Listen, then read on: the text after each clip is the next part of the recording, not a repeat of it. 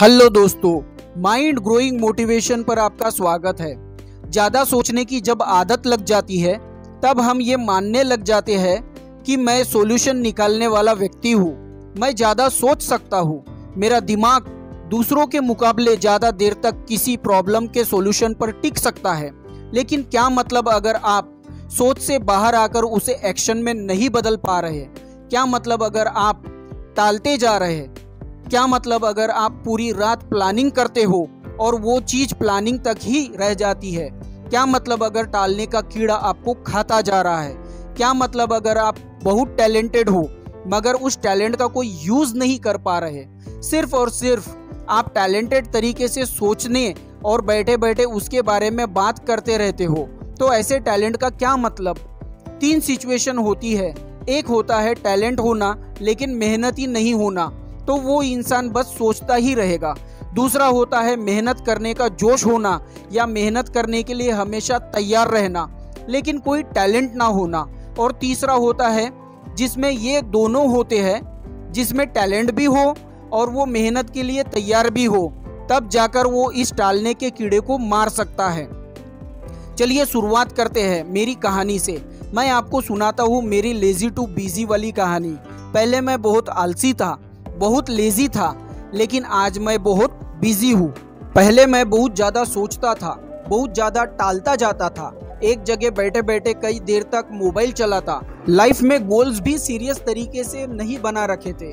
कोई सपना या लक्ष्य था भी तो उसके बारे में बस दोस्तों के बीच बैठकर बातें ही किया करता था। यूट्यूब पर कॉमेडी वीडियो देखना, मोबाइल में गेम्स खेलना, दोस्तों के साथ बाहर जाना, इन सब में पूरा दिन कब निकल जाता कुछ पता ही नहीं चलता। मैं बहुत ज़्यादा स्ट्रेस में रहता और सोचता कि मुझे भी लाइफ में पैसा कमाना है और आगे जाना है, लेकिन मेरे लिए मेरे दिमाग को, मेरे मन को कंट्रोल करके केवल काम पर ध्यान देना बहुत मुश्किल होता था। मैं रात को बहुत प्लानिंग्स करता, ये कर लूँ, वो कर लूँ, इतने टाइम में ये बना लेता हूँ वगैरह वगैरह। लेकिन दूसरे दिन नींद से उठने के बाद मन में कोई जिज्ञासा नहीं रहती थी। मुझे हर बार लगता मेरे पास काफ़ी टाइम है, जिंदगी में कुछ करने के लिए, इसे बाद में भी कर सकते हैं। बस मैं चीज़ों को टालते जाता और मेरी सबसे बुरी आदत थी, मैं कोई भी काम या टास्क, किसी आइडिया पर काम, कोई भी एक्शन लेना होता तो मैं ये सोचता कि यार करेंगे तो अच्छे से ही करेंगे, परफेक्ट तरीके से करेंगे, और वो परफेक्ट टाइम कभी नहीं आता। Perfection is paralyse. परफेक्शन के चक्कर में कभी शुरू ही नहीं कर पाता था।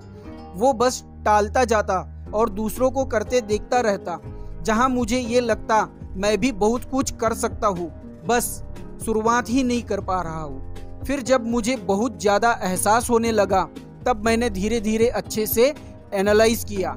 मैंने जो एनालाइज किया उसके बाद मेरी पूरी लाइफ चेंज हो गई। हो सकता है आपकी भी चेंज होनी स्टार्ट हो जाए। मैंने जो एनालाइज किया, जो सीखा, मैं अच्छी तरह से बॉडी और माइंड को समझना शुरू किया, अपनी एनर्जी सिस्टम को समझना शुरू किया कि ऐसा क्यों होता है कि थोड़ी देर पहले मेरा ये काम करने का मन हो रहा था और जब मैं इस काम को करने बैठता हूँ और करना शुरू करता हूँ तो धीरे धीरे थकने लग जाता हूँ और वो काम बंद करके उठने का मन करता है।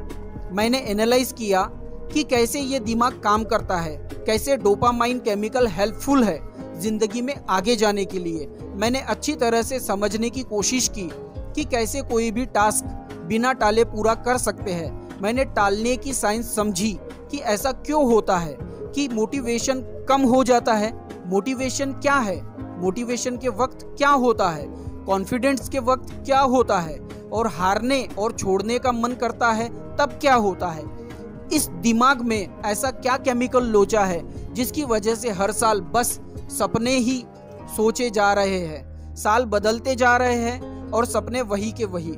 मैंने इसके बारे में काफ़ी रिसर्च की और जाना कि बॉडी और माइंड में क्या क्या एक्टिविटीज़ होती है, बुक्स पढ़ी, माइंड और बॉडी की हेल्थ को समझा, हमारे दिमाग के डोपामाइन केमिकल सिस्टम को समझा, स्ट्रेस के कारण का पता लगाया और धीरे धीरे सक्सेस मिलने की शुरुआत हो गई। आपने जो सेवा का मौका दिया इसके लिए दिल की गहराई से बहुत बहुत धन्यवाद।